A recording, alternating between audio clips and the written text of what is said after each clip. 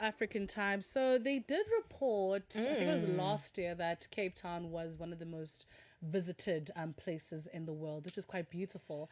And one of the reasons why we did that is for the activities. And one of those activities happens to be art. Sono Studios is going beyond hosting the popular sip and paint events. They're making sure that they're doing workshops, mentorship, and community initiatives. And the studio is making art more accessible while creating spaces where people can learn new skills. Joining us is visual artist and educator Mthetho Sono. Mthetho, thank you so much for joining us today. So talk to us about this. I feel like art at some point was so unreachable. It felt like an activity that you could only do once you're talented. How are you changing that narrative? Ladies, first of all, I'd like to just say thank you for having us on your platform. Sure. It's definitely something to be part of Channel Africa. And I definitely can't wait to share more with you guys about art and how we are doing our best to make it accessible, but also give the initiative and take it to the people who don't really expect it, but it makes the biggest difference in everybody's lives. So talk to us about that, man. I mean, you're saying you're taking art through to the people. How are you doing that? So we are always looking for ways of how we can engage with people, making art fun, making it very accessible, but also finding ways to leave a strong message behind it. So whenever we work with kids, with communities, with our youth, we always try to find ways to help them place themselves in their industry.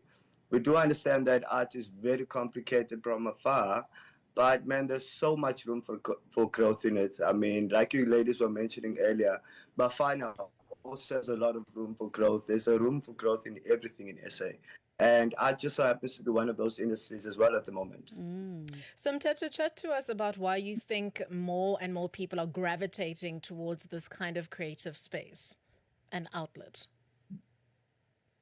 Yes. So initially, guys, everything these days is very digital. It's very isolating. A lot of people work remotely and always on their own.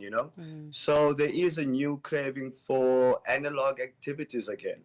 You notice there's a lot of running clubs going on. There's sauna clubs. There's almost every type of physical activity where people step out of their homes. They come together. They chat. They get to meet others. I think this time of the year, starting last year, a key word in everything has been community.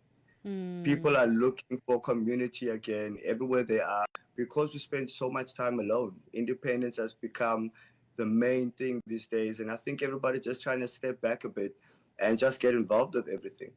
Demographically, who do you see adopting this more, in terms of art and wanting to connect with different people? So, to be honest, the demographic is constantly changing because of how we've been able to manage our events as well as market it.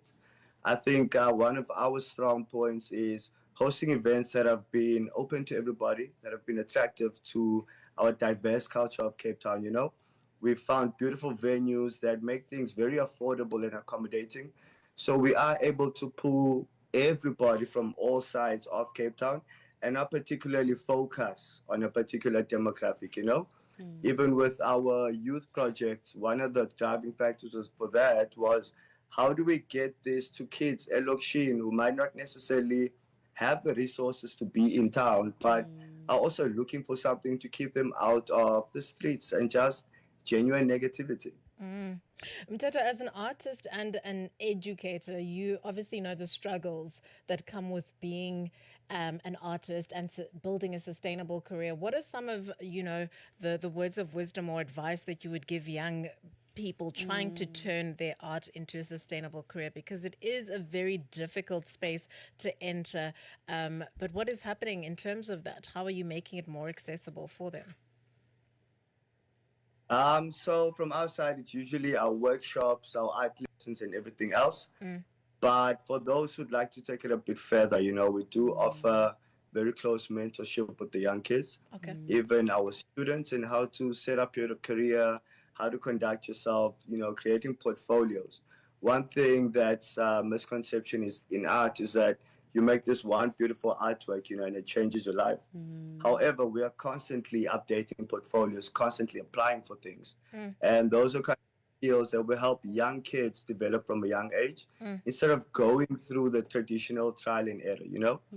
There's also this thing of not knowing which direction to quite move in terms of your gallery spaces, your curators, and everything else. So that's also quite a big thing that we focus on, especially with the young artists who may be fresh out of college or somebody who just feels like they'd like to give it a shot, you know?